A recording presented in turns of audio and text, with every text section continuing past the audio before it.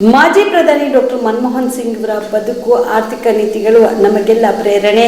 ಶ್ರೇಷ್ಠ ಆರ್ಥಿಕ ತಜ್ಞರಾಗಿದ್ದ ಅವರು 2013ರಿಂದ 2018ರವರೆಗೆ ಕರ್ನಾಟಕದ ಆರ್ಥಿಕ ಸ್ಥಿತಿ ಉತ್ತಮವಾಗಿಸಿದರು ಎಂದು ಸಿಎಂ ಸಿದ್ದರಾಮಯ್ಯ ಬಣ್ಣಿಸಿ ಸ್ಮರಿಸಿದರು. ಈ ಕುರಿತು ಬೆಳಗಾವಿಯಲ್ಲಿ ಮಾತನಾಡಿದ ಅವರು, ಮಾಜಿ ಪ್ರಧಾನಿ ಮನಮೋಹನ್ ಸಿಂಗ್ ಅವರ ನಿಧನಕ್ಕೆ ಸಂತಾಪ ಸೂಚಿಸಿದರು. ಈಗಿನ ಪಾಕಿಸ್ತಾನದ ಪಂಜಾಬ್ ಪ್ರಾಂತ್ಯದಲ್ಲಿ ಜನಿಸಿದ ಮನಮೋಹನ್ ಸಿಂಗ್ ಅವರು ಜಗತ್ತಿನ ಖ್ಯಾತ ಆರ್ಥಿಕ ತಜ್ಞರಾಗಿ ಬೆಳೆದವರು. ಪಿವಿ ನರಸಿಂಹರಾವ್ ಅವರ ಸಂಪುಟದಲ್ಲಿ ಆರ್ಥಿಕ ಕಾರ್ಯದರ್ಶಿಗಳಾಗಿ ಸೇವೆ ಸಲ್ಲಿಸಿದರು. ಉದಾರೀಕರಣದ ಮೂಲಕ ಭಾರತವನ್ನ ವಿಶ್ವಮಟ್ಟಕ್ಕೆ ಕೊಂಡೊಯ್ಯುವಲ್ಲಿ ಪ್ರಮುಖ ಪಾತ್ರ ವಹಿಸಿದರು. ಅವರ ಅಪಾರ ಜ್ಞಾನ ಹಾಗೂ ದೂರದೃಷ್ಟಿಯ ಯೋಜನೆಗಳು ಭಾರತವು ಆರ್ಥಿಕ ಮುಗ್ಗಟ್ಟಿನಿಂದ ಹೊರಬರಲು ಕಾರಣವಾಯಿತು ಎಂದರು. 2004ರಲ್ಲಿ ಕಾಂಗ್ರೆಸ್ ಪಕ್ಷ ಬಹುಮತ ಸಾಧಿಸಿ ಸೋನಿಯಾ ಗಾಂಧಿ ಅವರು ಪ್ರಧಾನಿಯಾಗಲು ನಿರಾಕರಿಸಿದ ಸಂದರ್ಭದಲ್ಲಿ ಮನಮೋಹನ್ ಸಿಂಗ್ ಅವರನ್ನು ಪ್ರಧಾನಮಂತ್ರಿಯಾಗಿ ಆಯ್ಕೆ ಮಾಡಲಾಗಿತ್ತು. 10 ವರ್ಷಗಳ ಕಾಲ ಪ್ರಧಾನಮಂತ್ರಿಯಾಗಿ ದೇಶದ ಅಧಿಕಾರದ ಚುಕ್ಕಾಣಿಯನ್ನು ಹಿಡಿದ ಮನಮೋಹನ್ ಸಿಂಗ್ ಅವರು ದೇಶವನ್ನು ಆರ್ಥಿಕ, ಸಾಮಾಜಿಕವಾಗಿ ಅಭಿವೃದ್ಧಿಗೊಳಿಸಿದರು ಎಂದರು.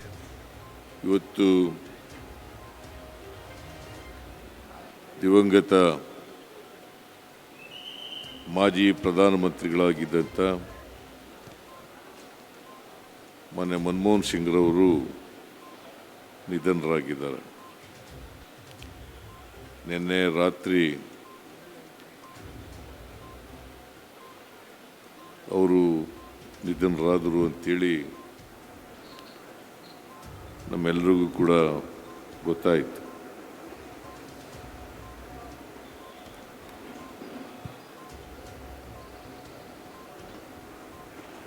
ಅವರ ಜೀವನವನ್ನು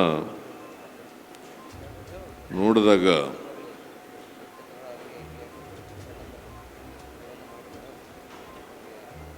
ಅವರ ಬದುಕನ್ನು ನೋಡಿದಾಗ ಒಂದು ರೀತಿ ಪವಾಡ ಆಗಿದೆ ಅಂತೇಳಿ ಅನಿಸುತ್ತೆ. ಒಂದು ಸಾಮಾನ್ಯ ಕುಟುಂಬದಲ್ಲಿ ಹುಟ್ಟಿದಂಥವರು, ಗ್ರಾಮೀಣ ಪ್ರದೇಶದಲ್ಲಿ 1932ನೇ ಇಸ್ವಿ, ಈಗ 92 ವರ್ಷಗಳನ್ನು ಪೂರ್ಣಗೊಳಿಸಿದ್ದಾರೆ.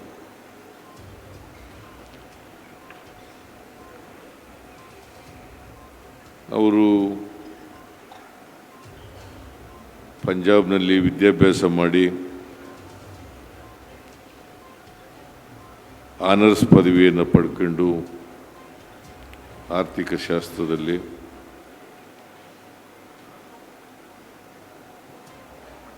ಮತ್ತು ಈ ದೇಶ ಕಂಡಂಥ ಒಬ್ಬ ಶ್ರೇಷ್ಠ ಆರ್ಥಿಕ ತಜ್ಞರಾಗ್ತಾರೆ.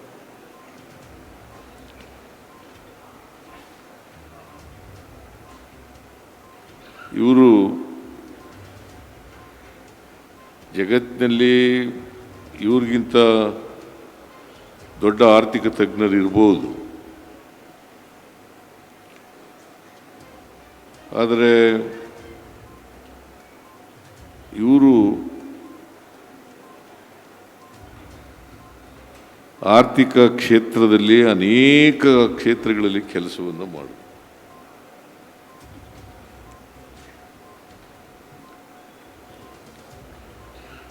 ಬಹಳ ಮೃದು ಸ್ವಭಾವದವರು,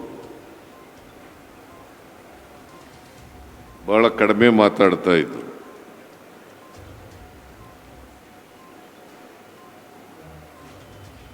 ಮೆದುವಾಗಿ ಮಾತಾಡ್ತಾ ಇದ್ರು.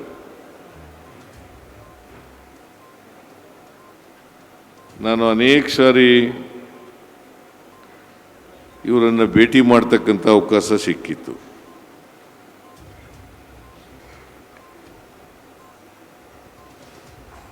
ವಿರೋಧ ಪಕ್ಷದ ನಾಯಕನಾಗಿ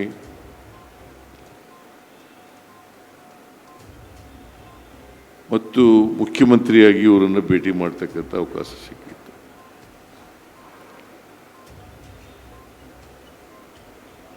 ಬಹಳ ಗೌರವದಿಂದ ನಡ್ಕೋತಾ ಇದ್ರು, ಗೌರವದಿಂದ ಮಾತಾಡಿಸ್ತಾ ಇದ್ರು. ನಾವು ಹೇಳಬೇಕಾದನ್ನ ಭಾಳ ತಾಳ್ಮೆಯಿಂದ ಕೇಳ್ತಾ ಇದ್ರು. ಮತ್ತು ನಾವು ಹೇಳಿದಂಥ ವಿಷಯಗಳನ್ನು ಆಗ್ತದೆ ಅಥವಾ ಇಲ್ಲ ಅಂತೇಳಿ ನೇರವಾಗಿ ಹೇಳ್ತಕ್ಕಂಥ ಪ್ರವೃತ್ತಿಯನ್ನು ಬೆಳೆಸ್ಕೊಂಡಿದ್ರು.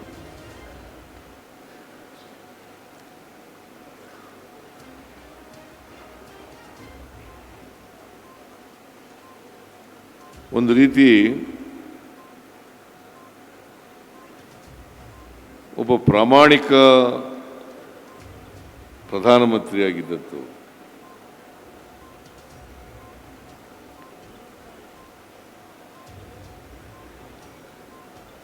ಅನೇಕ ಹುದ್ದೆಗಳನ್ನು ಅಲಂಕರಿಸಿ ಆ ಹುದ್ದೆಗಳಿಗೆ ನ್ಯಾಯ ಕೊಡ್ತಕ್ಕಂಥ ಕೆಲಸವನ್ನು ಮಾಡಿದ್ರು.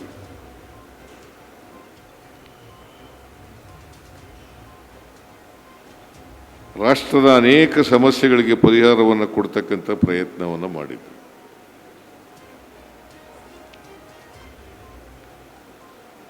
ಅವರು RBI ಗವರ್ನರ್ ಆಗಿ,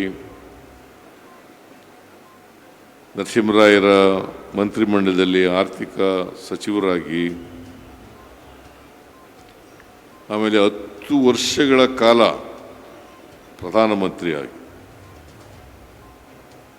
2004ರಲ್ಲಿ ಪ್ರಧಾನಮಂತ್ರಿ ಆದರು.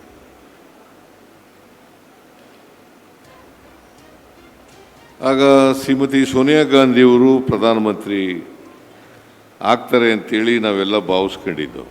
Star care multi speciality trauma emergency 24x7 ತುರ್ತು ಚಿಕಿತ್ಸಾ ಸೌಲಭ್ಯವುಳ್ಳ ಆಸ್ಪತ್ರೆ. ಕಲಬುರಗಿ ಜಿಲ್ಲೆಯ ಖ್ಯಾತ ಅನುಭವಿ ವೈದ್ಯ ಡಾಕ್ಟರ್ ಪ್ರಶಾಂತ್ ಮಾಲಿ ಅವರ ನೇತೃತ್ವದಲ್ಲಿ ಅನುಭವಿ ವೈದ್ಯರ ತಂಡದೊಂದಿಗೆ orthopaedic, neuro surgery, general surgery, general medicine, urology, gastro surgery, paediatric, obstetric, gynaecology, cardiology, neurology ಸೇರಿದಂತೆ OPD, IPD, ICU, NICU, ultrasound, 2D echo, laboratory, major OT ಸೌಲಭ್ಯಗಳೊಂದಿಗೆ ಎಲ್ಲ ರೋಗಕ್ಕೂ ಒಂದೇ ಸೂರಿನಡಿ ರಿಯಾಯಿತಿ ದರದಲ್ಲಿ ಸ್ಟಾರ್ ಕೇರ್ ಆಸ್ಪತ್ರೆಯಲ್ಲಿ ದಿನದ 24 ಗಂಟೆ ಎಮರ್ಜೆನ್ಸಿ ಚಿಕಿತ್ಸೆ ನೀಡಲಾಗುವುದು.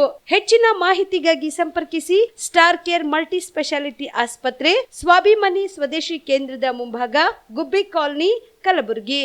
ಮೊಬೈಲ್ ನಂಬರ್ 9066906614 ಅಥವಾ 8472360239.